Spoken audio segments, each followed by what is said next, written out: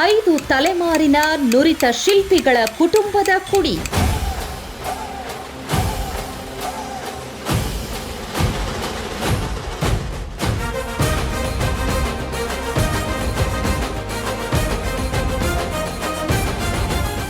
ವಿಗ್ರಹ ಸಿದ್ಧವಾದ ಮೇಲೆ ಆ ಒಂದು ಮುಗ್ಧತೆಯೂ ಇದೆ ಬಾಲರಾಮನಲ್ಲಿ, ಜೊತೆಗೆ ದೈವಿಕ ಕಳೆಯೂ ಇದೆ.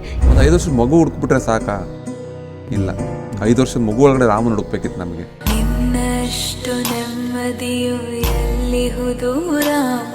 ಅಯೋಧ್ಯೆಯ ರಾಮ ಮಂದಿರದ ಬಾಲರಾಮನ ವಿಗ್ರಹ ಕೆತ್ತಿದ ಶಿಲ್ಪಿ, ಕೈಚಳಕ ಕಲಾ ನೈಪುಣ್ಯತೆಯಿಂದ ಜಗತ್ಪ್ರಸಿದ್ಧಿಯಾದ ಕನ್ನಡಿಗ.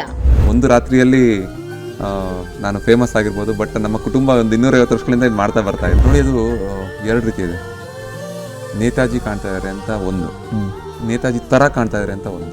ಆ ತರ ಈಗ ಅರುಣ್ ಯೋಗಿರಾಜ್ ಅವರಿಗೆ ದೊಡ್ಡ ಪ್ರತಿಮೆಗಳು ಮಾಡಿದ್ರಿಂದ ಕೋಟಿಗಟ್ಟಲೆ ಬರ್ತಾ ಇದೆ ಅಂತ ಎಲ್ಲರ ಮನಸ್ಸಲ್ಲೂ ಇರುತ್ತೆ.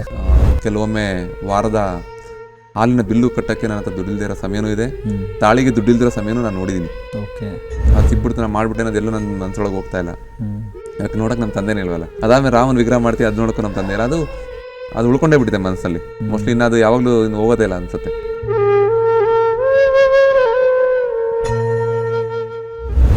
ಖ್ಯಾತ ಶಿಲ್ಪಿ ಅರುಣ್ ಯೋಗಿರಾಜ್ ಈ ವಾರದ ಅತಿಥಿ.